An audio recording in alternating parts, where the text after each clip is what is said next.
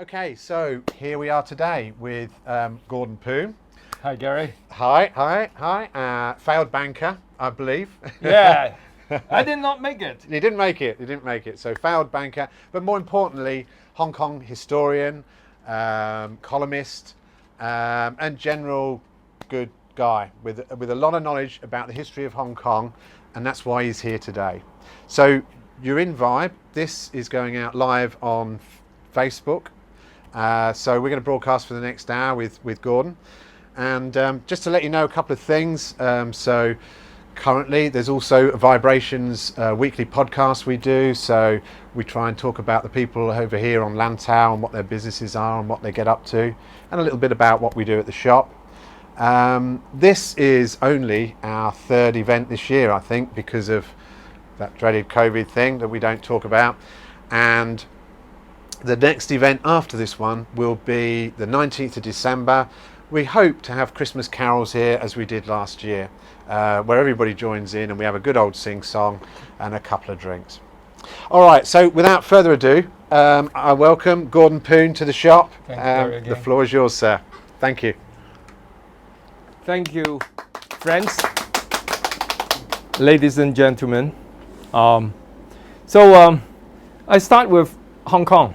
But actually, this book was not about Hong Kong. This was, the better title of this book should have been The History of Victoria City. I think there's a big difference between Hong Kong and Victoria City. So I would have a question to anyone here.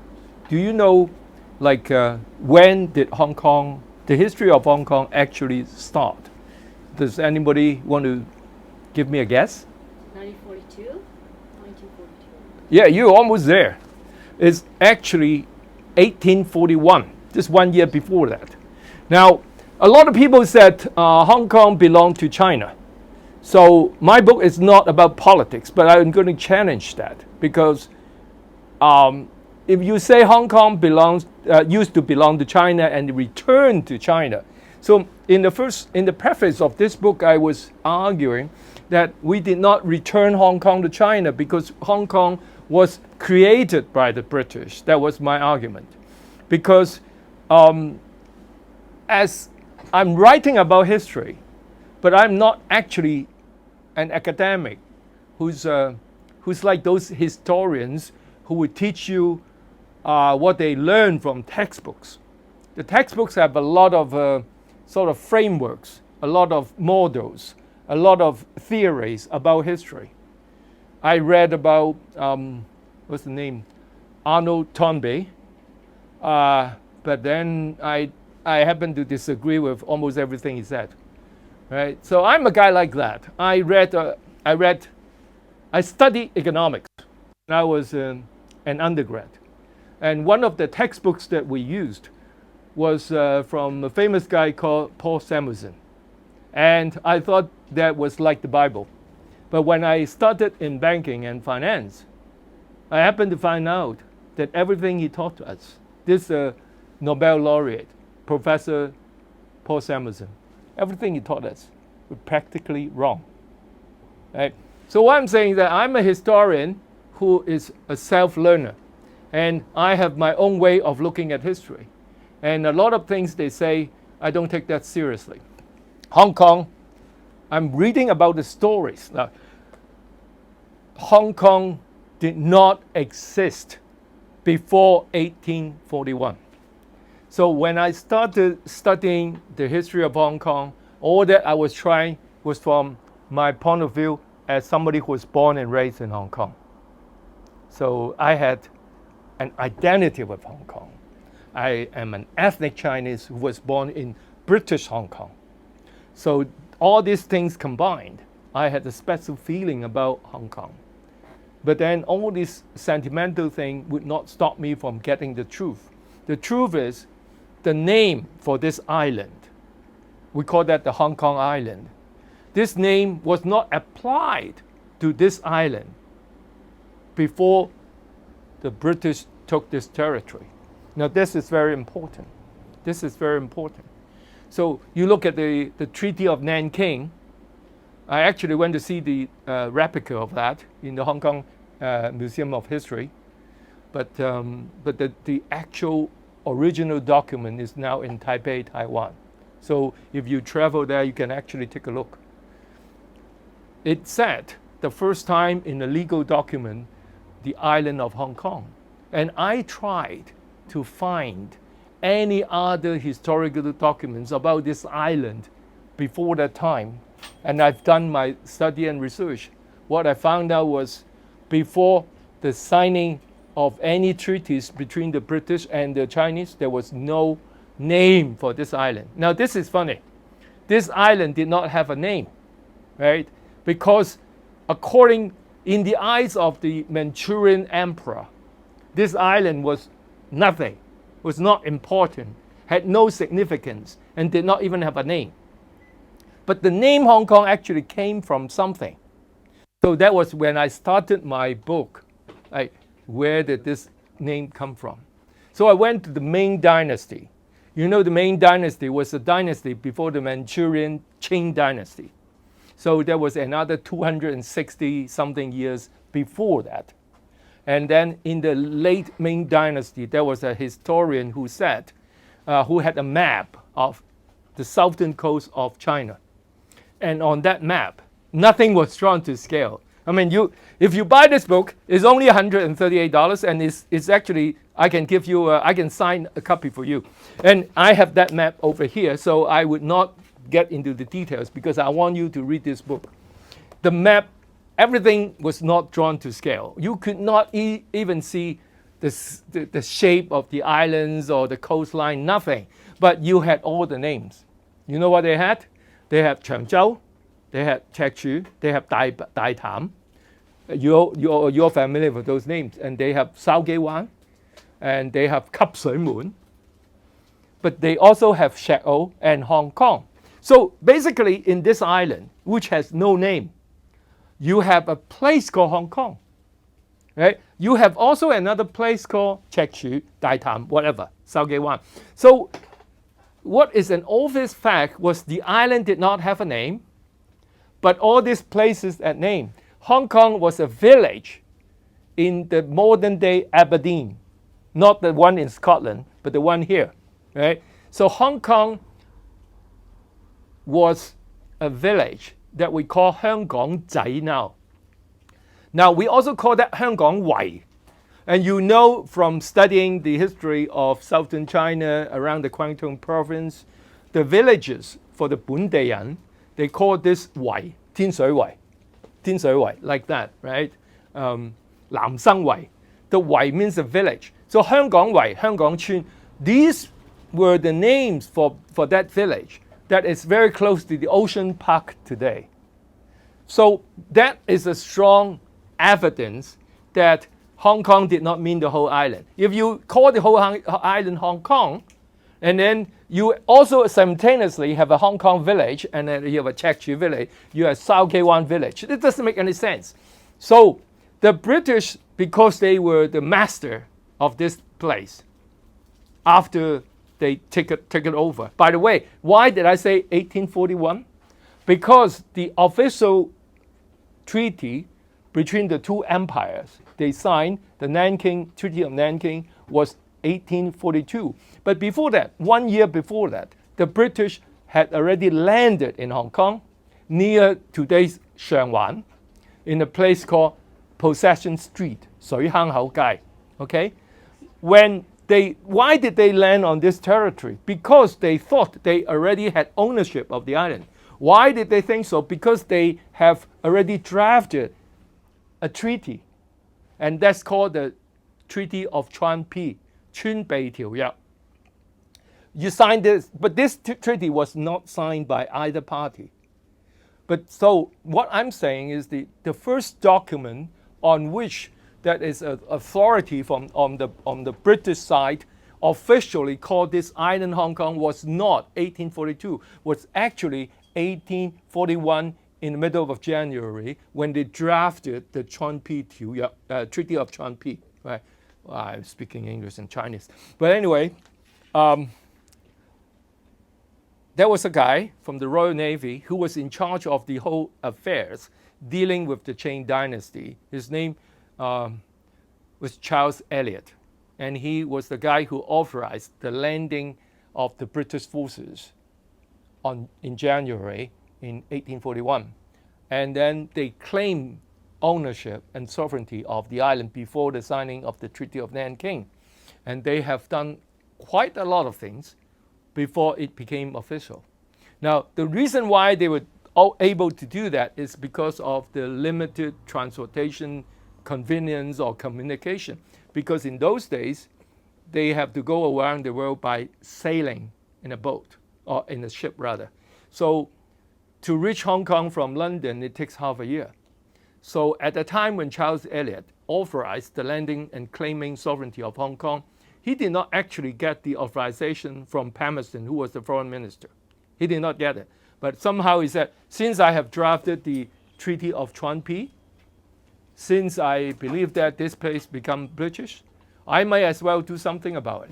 So that was the beginning of the history of Hong Kong, even before the Treaty of Nanking. And what Elliot did, there was an earthquake, don't worry. We have frequent earthquakes in Hong Kong. Now, you see that, right?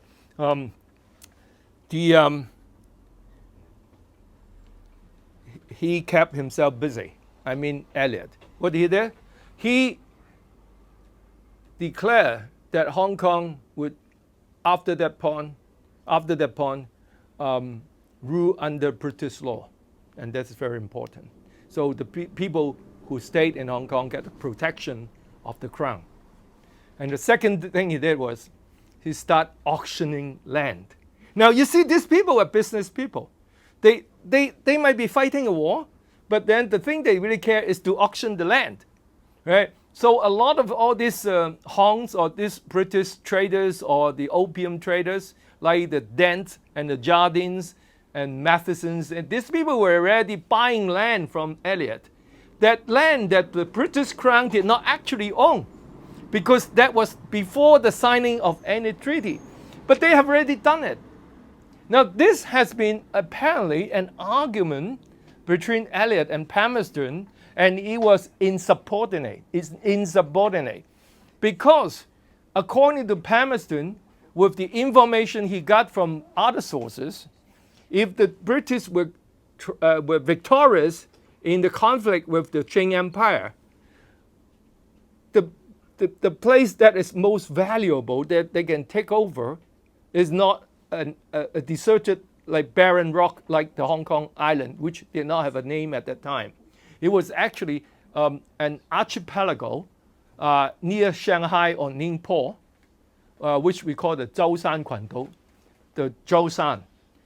That was the idea of Palmerston.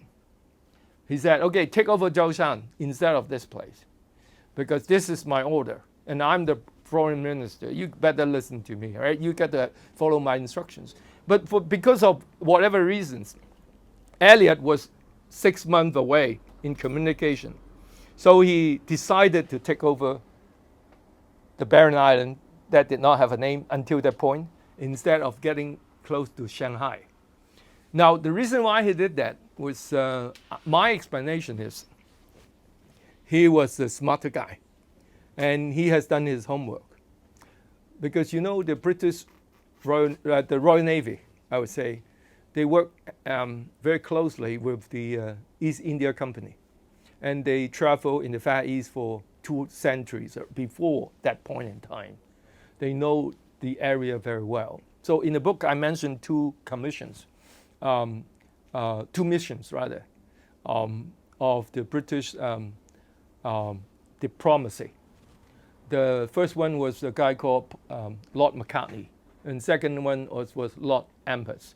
These were famous ones that they actually wanted to open the doors of the Qing Empire, which were not successful. So I had a very detailed report or story regarding the second mission, because in the second mission, now this is the point that I think interesting that I want to share with the audience here, that I mentioned in the book.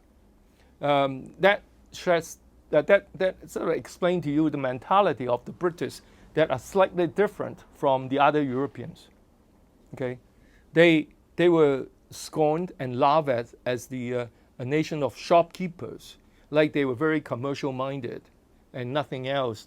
They don't fight for any glorious ideology or sort of save the world, but they fight because they wanted to make money and sell drugs maybe. I mean, that was a bit exaggerated. But like they did not really have high-sounding ideals. However, they were very stubborn and arrogant people in a regard. Because if you go to China during the Qing dynasty, or when there was an emperor that had absolute power over the land, I think they call it the son of heaven, right? He's semi-god. He's a godlike figure. So he has all this absolute power over all his subjects. So everybody who comes to trade in China, or come to China, if you want to have a meeting with the emperor, you have to kowtow. And that word becomes an English word. Kowtow, kowtow. Now, this is not just one kowtow. It's like you knelt 3 times and you have your head touching the ground 9 times. It's a very humiliating act of showing total submission. But all the other European powers, including the Russians and the French, Germans and everyone, when they came to China and do business, when they had the luck or the privilege to see the emperor, no matter where they came from, or no matter how they were highly regarded in Europe, they always kowtow to China. This is what's happening, by the way, at the moment. But the Brits say, I mean, there was a guy called Staunton. He was part of that mission.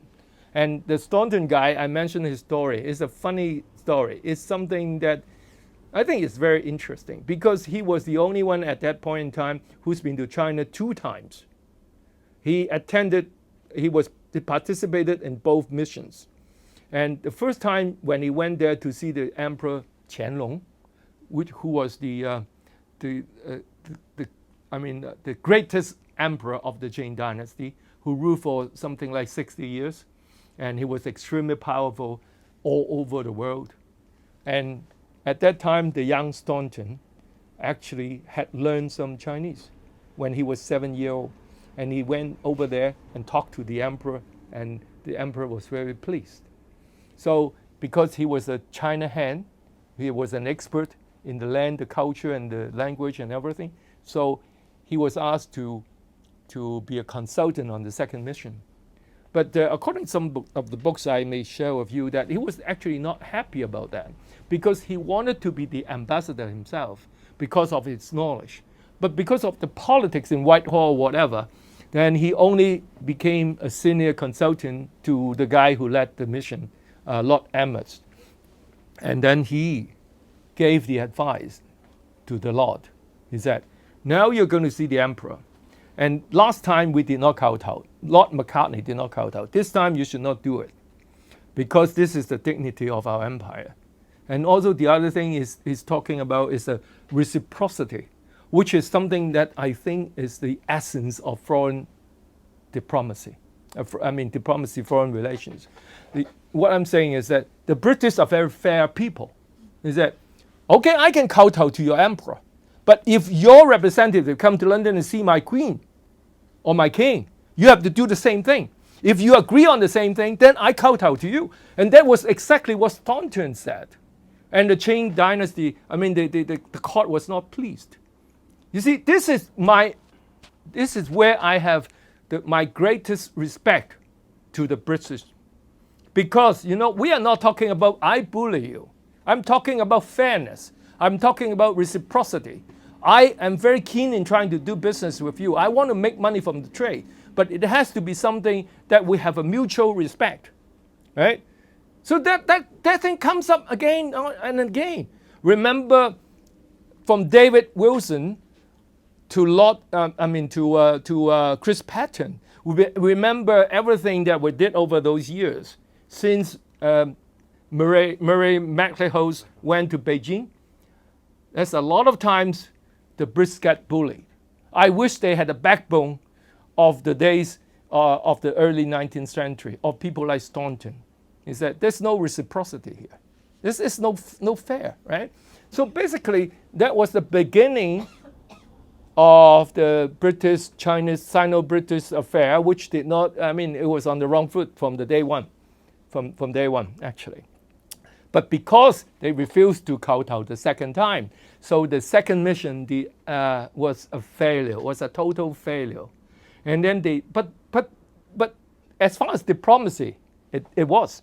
But they were very much benefited from the whole exercise, because after they left Beijing, they left by land. I mean, some of the people in the mission left by land, and they traveled from northern China all the way to Guangdong and studied everything from the ground level up.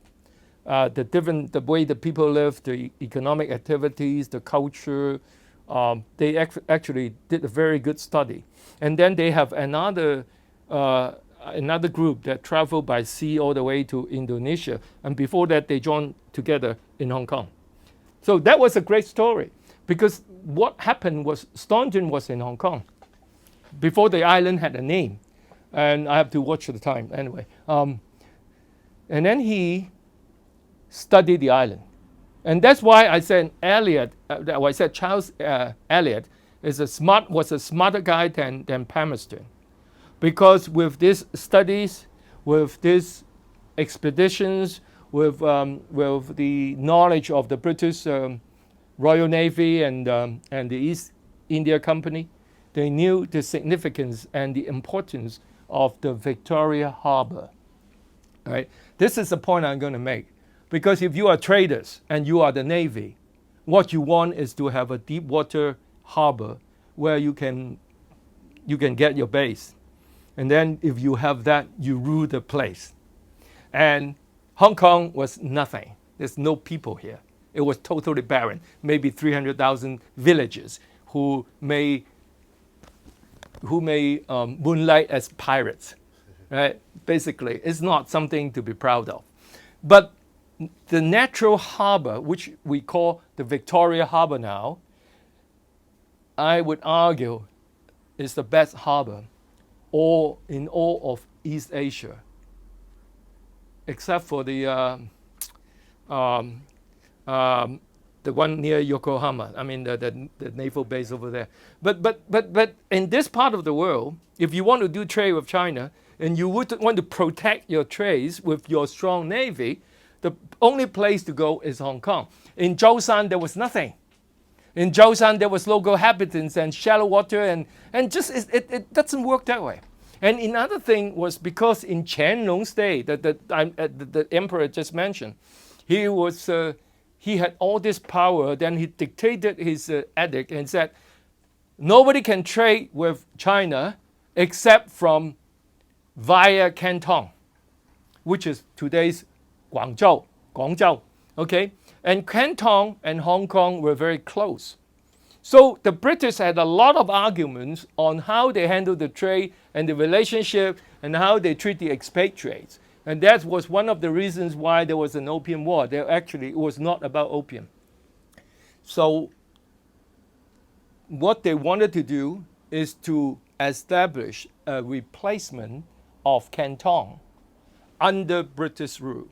And then with the natural harbor and the advantage, this was the ideal place, and I would argue the only place that would make it successful. So we were lucky. Why? We were lucky because we had a 6-month difference between London and this part of the world, and then Charles Eliot could defy the order from the guys up there in Westminster and decided to take over Hong Kong. But unfortunately for him, because what he did was really insubordinate, he was fired by Palmerston. And he never got the title of being called the first governor of Hong Kong. Instead, they replaced him by another guy from the East India Company, a guy called Pottinger. So that's how Pottinger became the first governor. But from my studies, Pottinger did a good job in following everything that Charles Elliot was doing in building this sort of a trading post. Now, that was the beginning of Hong Kong, and I sort of exhausted all my time, almost. But anyway, so there was a saying that annoyed a lot of people, either from the British side or the Chinese side, from the local side. The saying was that Hong Kong was developed from a barren rock. But according to my study, this was the closest to reality. Because, you see, that's why I said this book should be about the history of city of Victoria, but not about Hong Kong. Because you see the island, even though it had no name, it had villages. As I mentioned, we have Sagewan, you have Chekchu, you have Dai Tam, you have Sek O, you have everything, right? But the part that became modern Hong Kong was barren. That, we call that central, started with central. From the western side, from Kennedy Town all the way to Causeway Bay, that coastal strip, that was barren. Nobody lived there. But the British made it a modern city. And Hong Kong was not developed from a fishing village. It was developed from nothing, right? And then it became a modern city, well-developed British city in a very short period of time. And the last thing I want to say before I finish this talk, and then we have questions, is that there's another myth that was also incorrect. We, the ethnic Chinese Hong Kong citizens, we still believe that we were the people who were the inhabitants and the natural inhabitants who claim to be true Hong Kongers. And I question that. Because you see, this city of Victoria was built by the British, and it was barren, and it was nothing.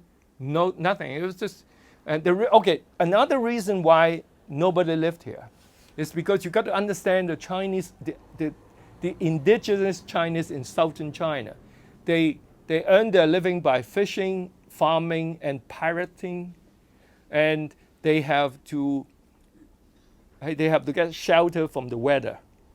And if you are on the south coast of the island, and you shelter yourself from the northerly wind and from the difficult condition, and you face the sun in the south. So that's why the original Hong Kong people, the Chinese, ethnic Chinese people, those 2,000 something, up to 3,000 maybe, they all live in the southern coast. That's why the city of Victoria was uninhabited from the beginning. That's the reason. So they built a British city from scratch with nothing. And then what happened? Within 2 decades, we had a lot of people coming in. So this is my argument. The so-called Hong Kong citizens from the first generation, the ethnic Chinese, they were all immigrants. Because you see, the population of Hong Kong became something like 200, maybe 50,000 by the end of the century. Now, you can't have 3,000 people multiplied by themselves and became like hundreds of thousands. You can't have that. So 99% of the ethnic Chinese in Hong Kong actually came over after it became British. So of course they did not have that in mind. But if I have a guy like that with a queue, a pigtail hanging behind his head, then I will ask him. I mean, maybe he doesn't know, but I will ask him. The day you left China, left the mainland, and you arrive in Hong Kong, you have defied your empire, your dynasty, your nation, right? You became somebody who emigrated to another place and pledged an allegiance to the crown instead of the Chinese emperor. So you have voted to denounce your nationality, right? This is what I'm saying. Most of the people from day one, when they traveled to Hong Kong and settled in Hong Kong, they have given up their Chinese nationality, and they were happy with the British rule. So that's why in the later part of the book, I say these people have not been appreciative, and they also did not understand that there's no reason to get, I don't know the word, around the handover, to get upset about the British, right? Because your ancestors, you gave up your Chinese nationality and became British because you want a better life and you want to make some money. You want to be safe. So why suddenly you became so patriotic and say, oh, this is the motherland calling me, right? That would appear to me to be hypocritical. You see what I'm saying? So I think, and then in the book, now I think I'm smart enough to leave you here because I would explain in the book about what made Hong Kong tick. It's not because we were Chinese. It's because we have a system that was different from the Chinese system. And we have a system that gives people a base of a level play field. Yeah. But how did we get a better life, right? How did we get a better life? You can get rich in China as well. You can get rich anywhere, in Zimbabwe or Rhodesia. You can get rich anywhere. But Hong Kong gives you security because we had a lot of good things, like a independent judiciary, like transparency and a lot of things, and the protection of the ordinary citizens and the basic human rights. And those things were not coming out of thin air. Those things were actually, they happened, and I had a chapter on that to explain the strength and the power of the British Empire other than the gunboats. It was because of the Glorious Revolution, which was very important development in the entire human civilization. So maybe I just end here. Yeah, no, it's very good. And thank you very much, Gordon. And that's given us a good sort of background as to how we're all here and what's sort of happening today. The premise for the talk is obviously your book. And Yes. So in terms of structure and language, it's in Chinese language. I think you've got some plans to try and bring Yes. it out in English at Yes. some point. Okay, so what sort of does this take us from 1841 to present day? Does it leave us in a certain time? What's the content? Okay, thanks, Gary. Could I sort of get Just a quick précis of Get what back- people can expect to see in the book. back to the book? As I said, that was a part about the modernization of Hong Kong and also the native sons of Hong Kong and how they were educated, how they made the difference and change. And then I specifically, I have a story about Sir Kai Ho Kai and how yes. he started the medical education in Hong Kong, and also he was fundamental in the establishment of the Hong Kong University, and also the revolutions in China, what that related to Hong Kong, and also I think in the end we just focused very much on imperialism, because this book I had a chapter on the British Empire, starting from internally we had the Glorious Revolution that changed the soul of that polity. But then we also had this success in conquer of other parts of the world that created an empire. And then the British Empire actually spread a lot of ideas and things and changed the rest of the world. So I had a chapter on that. And also I explained the modernization of an ancient empire and the mentality of the people.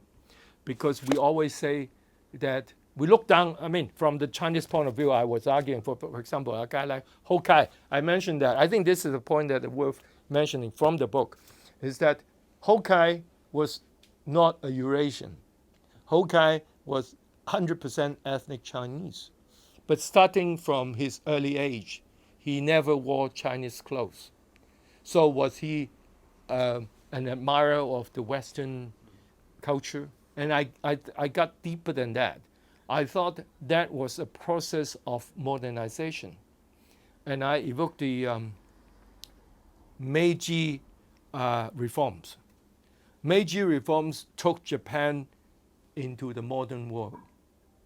But one of the major sort of symbol of doing that was the Japanese shed their authentic indigenous costumes and start wearing Western clothes.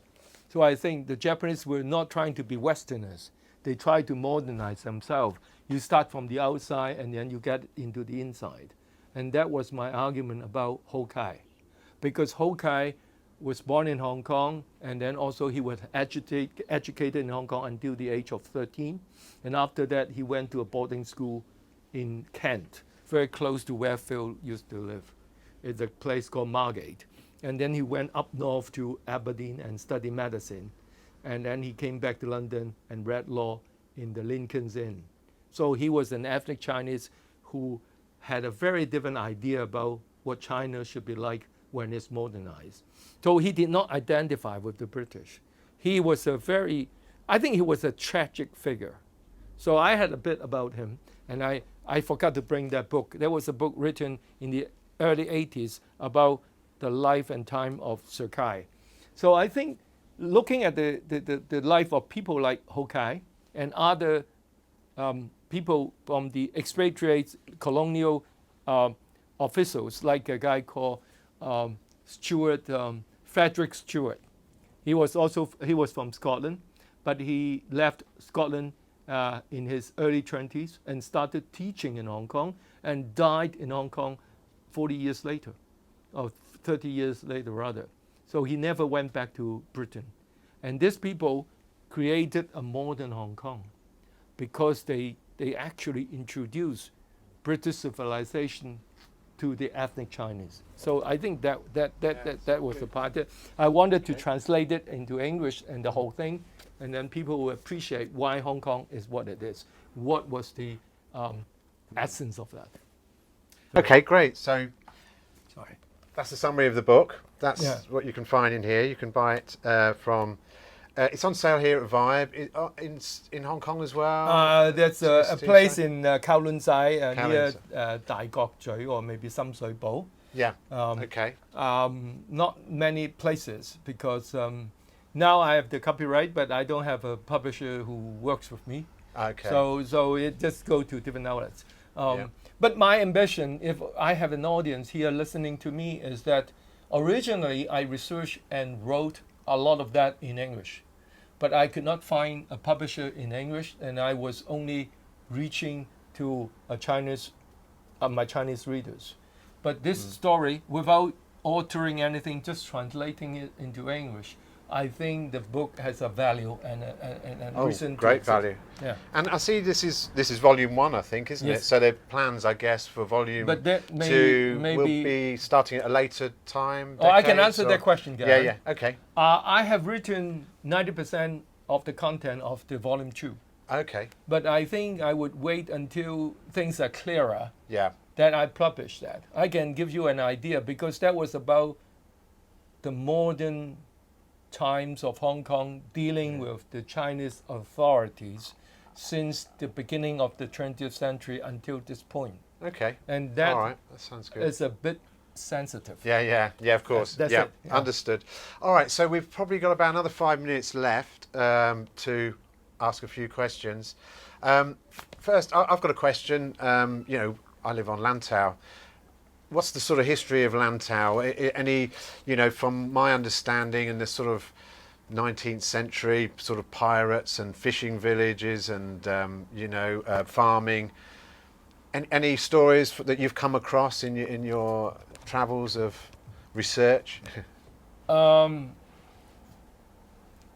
did not do much work on sprung that on you, I know. But I can answer that in the sense that I think the rest of the new territories that they took some 40 years later when they signed this new the third treaty in 1898.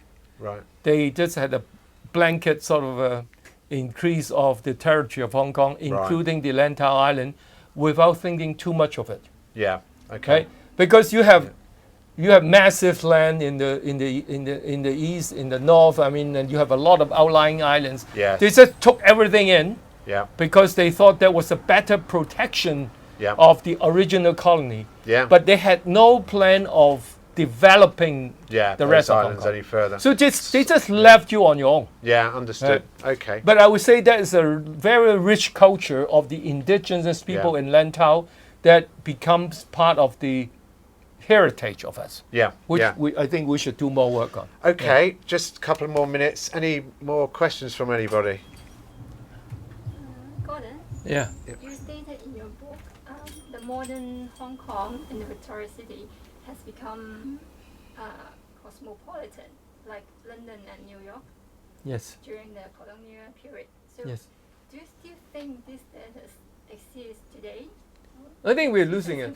No. So We're need a losing question it on because I think, you see, the British Did you were hear very that question? powerful in the Victorian days, but they did not want Hong Kong to be British. They want Hong Kong to be really cosmopolitan, because and I would say because they did not want anything. They did not have a plan.